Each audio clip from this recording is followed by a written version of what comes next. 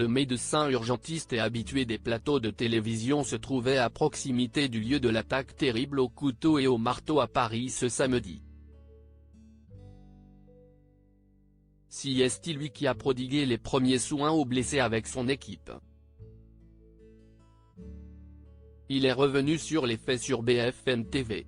Figure médiatique pour son expertise médicale et ses prises de position, le médecin urgentiste Patrick Pelloux faisait partie des personnalités de BFM TV interrogées après l'attaque au couteau et au marteau survenue à Paris dans le 15e arrondissement, près du pont Bir Hakeim le 2 décembre 2023, elle a fait un mort et 2 blessés.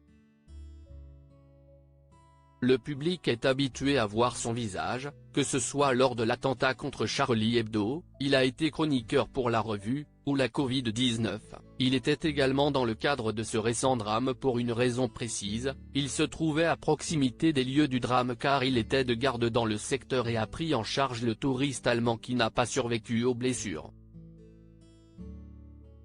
Au micro de Benjamin Duhamel ce dimanche 3 décembre 2023, Patrick Pelloux, visage grave, est revenu sur le déroulé de la soirée du samedi. Il se rendait avec une équipe du SAMU dans le 16e arrondissement de Paris pour une intervention quand, avec son équipe, il est appalgué à l'angle du quai Jacques Chirac et du pont Bir Hakeim par un homme qui faisait de grands gestes.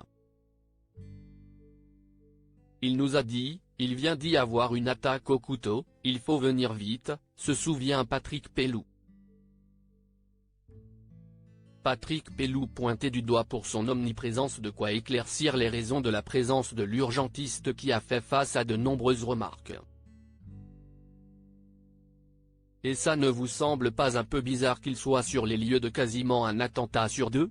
Dira un utilisateur de X, anciennement Twitter.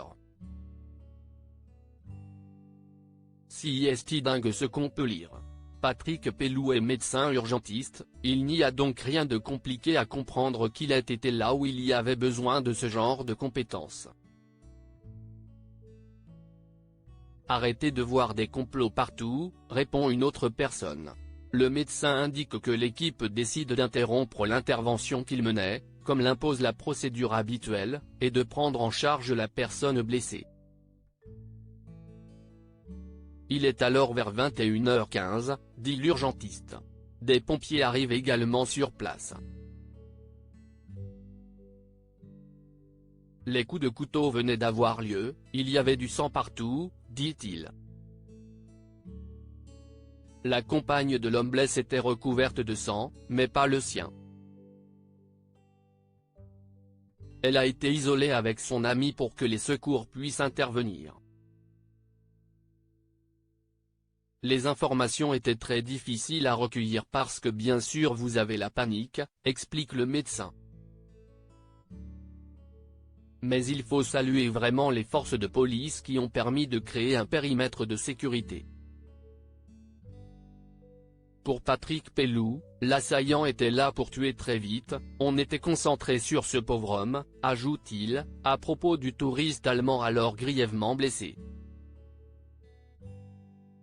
On l'a intubé et on a vérifié qu'il n'y ait pas d'hémothorax, c'est-à-dire de sang dans le thorax, se souvient-il. Quand on l'a retourné, on a vu la lésion qu'il y avait à l'arrière en postérieur, souffle-t-il. Patrick Pelloux confie qu'un témoin lui a dit que l'assaillant présumé s'était présenté aux victimes, en leur demandant une cigarette. Après avoir entendu leur refus, l'homme a donné des coups de couteau qui ont été fatals. Patrick Pelloux est catégorique sur les intentions de l'assaillant, il a visé la tête et après le dos. Il savait où taper, ce n'était pas le geste de quelqu'un qui s'énerve. L'assaillant était là pour tuer, j'en ai la certitude, vu les coups portés.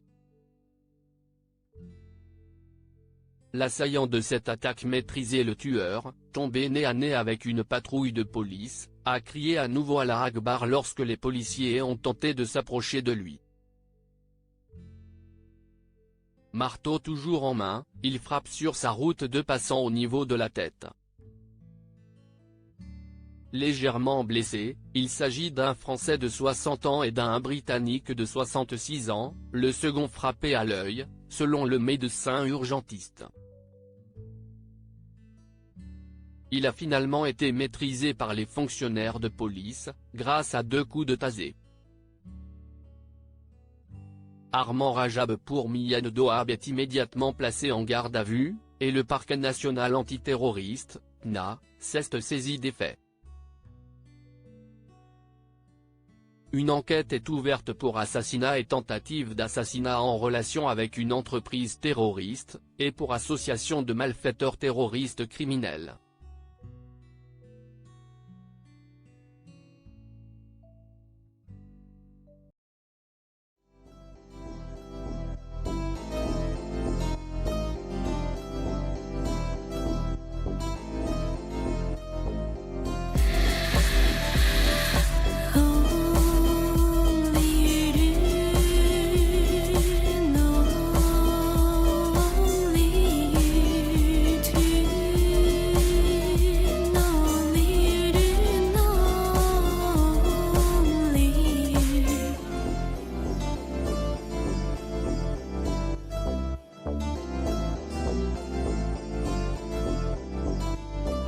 To